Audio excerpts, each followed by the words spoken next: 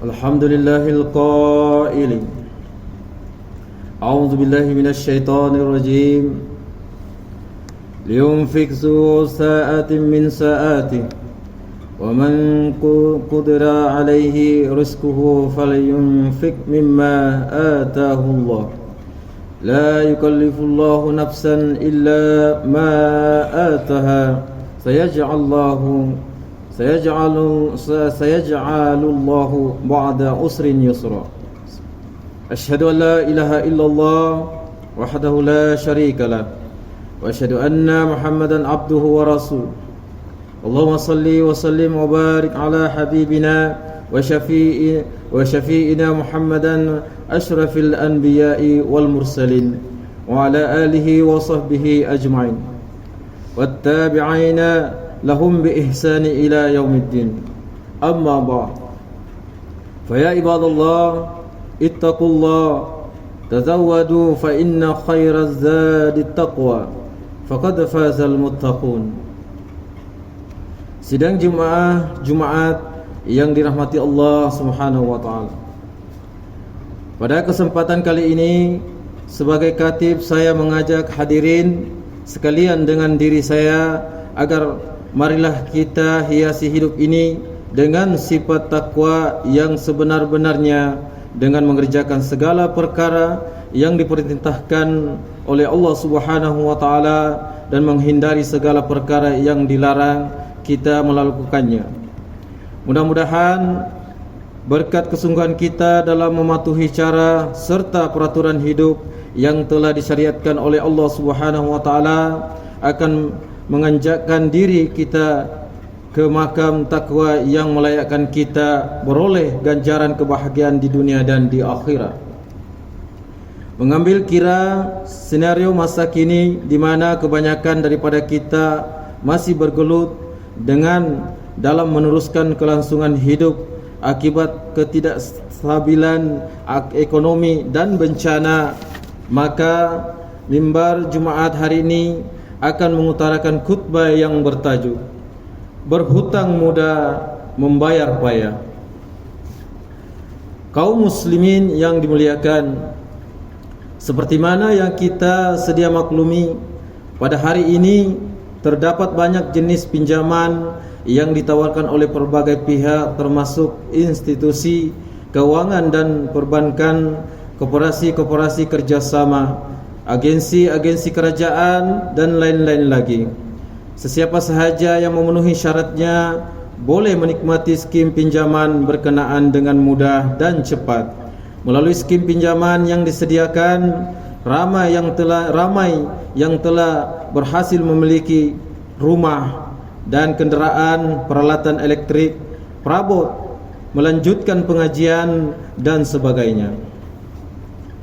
Salah satu sebab pewujudan skim pinjaman tersebut adalah ketidakmampuan sebagian besar rakyat membayar secara tunai bagi membeli rumah, kereta, perabot dan sebagainya. Tambahan pula tempat tinggal dan kenderaan, peralatan elektrik dan sebagainya kini merupakan satu keperluan hidup di zaman yang serba moden ini. Akan tetapi, walaupun ia merupakan satu skim yang dialu-alukan dan memudahkan kita memiliki keperluan asas secara pinjaman, hakikatnya ia sebenarnya menjebakkan kita dalam kancah berhutang. Pada masa yang sama, kemudahan kad kredit boleh menyebabkan pemiliknya yang gagal mengurus perbelanjaannya secara bijak kepada perangkap berhutang.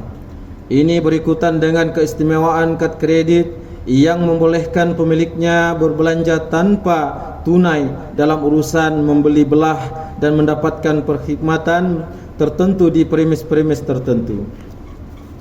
Senario yang digambarkan ini seolah-olah memberi isyarat bahawa kehidupan kita pada hari ini tidak terlepas daripada bahana hutang. Apa tidaknya rumah yang didiami dan kereta yang digunakan pergi balik ke tempat kerja dibeli secara sewa beli atau bayaran secara ansuran melalui skim pinjaman yang disediakan.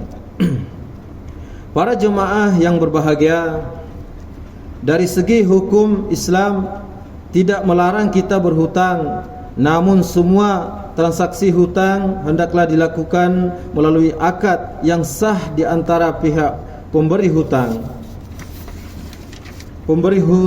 piutang dengan pihak yang berhutang penghutang. Akad yang sah merujuk kepada surat perjanjian di antara pemiutang dan penghutang. Surat perjanjian berkenaan antara lain mengandungi butiran seperti jumlah wang atau harta yang dipinjam selain tempo untuk atau jangka masa pembayaran semula pinjaman atau hutang. Peraturan atau perjanjian seumpamanya digariskan oleh Allah Subhanahu wa taala melalui firman-Nya di dalam surah Al-Baqarah ayat 282. A'udzubillahi minasyaitonirrajim.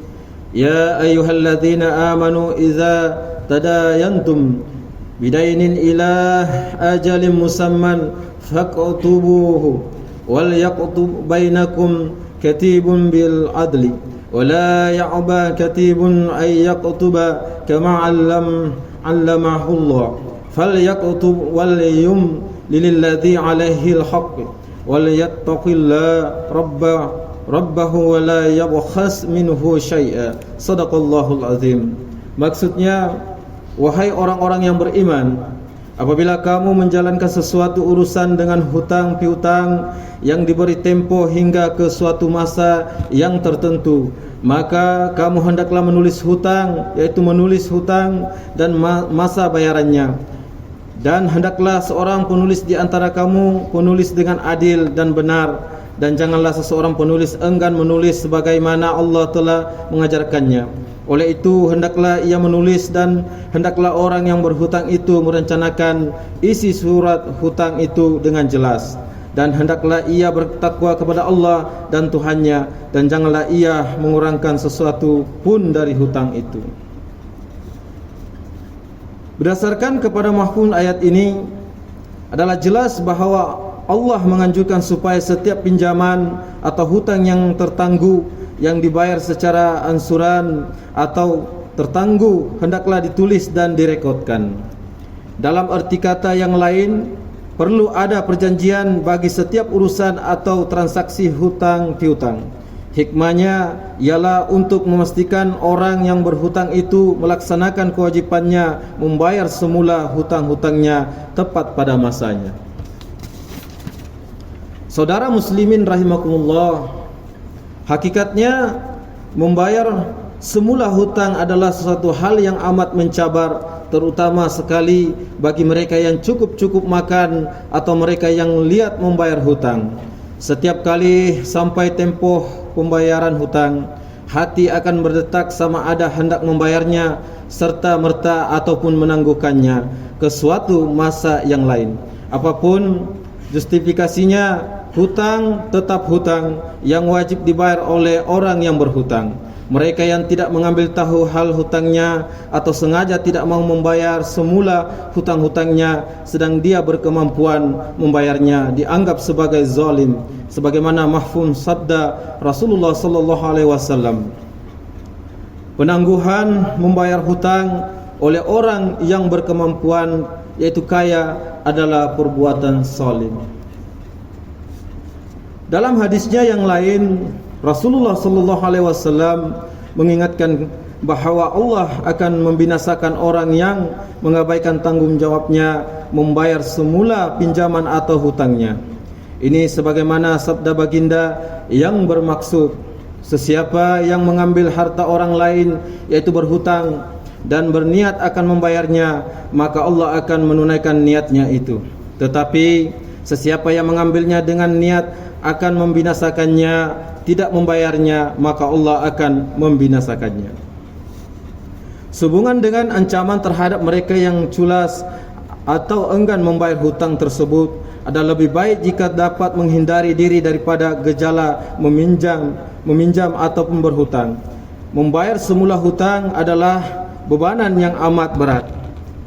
Selain daripada terpaksa membayar pelbagai cas tambahan seperti bayaran peguam, dan duty stem. Kita juga berhadapan dengan cas faedah tambahan lewat bayar pinjaman yang berunsur riba. Jemaah Jumaat yang dikasihi Allah Subhanahu wa taala. Kesimpulannya, meskipun barangkali ada di antara kita tidak mempunyai sebarang hutang dengan mana-mana institusi kewangan maupun agensi kerajaan, namun berkemungkinan kita masih mempunyai hutang tertunggak dengan Allah Subhanahu wa taala. Ini merujuk kepada solat fardu yang belum diganti, yaitu puasa Ramadan yang belum dikada, pelbagai jenis zakat yang belum lagi ditunaikan, dan lain-lain lagi. Justru sama-samalah kita berusaha mengelakkan diri daripada bahana hutang dan lalai terhadap kewajipan kita terhadap Allah Subhanahu wa taala. Mudah-mudahan kita terhindar daripada kebinasaan akibat kemungkaran dan kemurkaan Allah Subhanahu wa taala sejajar firman-Nya dalam surah Al-Baqarah ayat 195. A'udzubillahi minasyaitonir rajim. Wa la tulqu bi aydikum ila tahlukati wa ahsinu innallaha yuhibbul muhsinin. Shadaqallahul azim. Maksudnya, dan janganlah kamu sengaja mencampakkan diri kamu dalam kebinasaan, dan baikilah perbuatan kamu, kerana sesungguhnya Allah mengasihi orang-orang yang berusaha memperbaiki amalannya. Barakallahu li wa lakum bil Qur'anil azim, wa nafa'ni wa iyyakum bima fihi minal ayati wa zikril hakim, wa taqabbal minni wa minkum tilawatahu innahu huwas samiul alim. Aqulu qawli hadza wa astaghfirullahal azim li wa lakum wa lisairil muslimin wal muslimat wal mu'minina wal mu'minat al ahya'i minhum wal amwat fastaghfiruhu innahu huwal ghafurur rahim.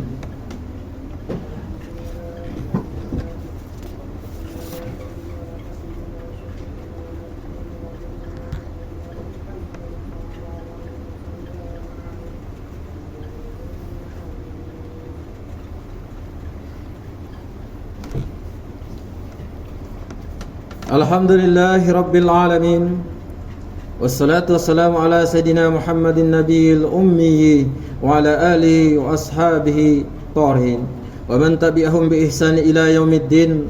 Asyhadu an la ilaha illallah wahdahu la syarikalah wa asyhadu anna Sayyidina Muhammadan abduhu wa rasuluh.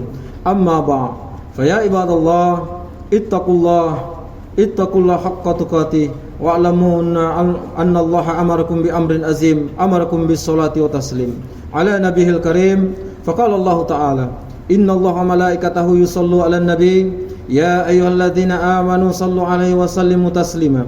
Allahumma salli ala sayidina Muhammad wa ala ali sayidina Muhammad kama sallaita ala sayidina Ibrahim wa ala ali sayidina Ibrahim wa barik ala sayidina Muhammad wa ala ali sayidina Muhammad kama barakta ala sayidina Ibrahim wa ala ali sayidina Ibrahim fil alamin innaka Hamidum Majid.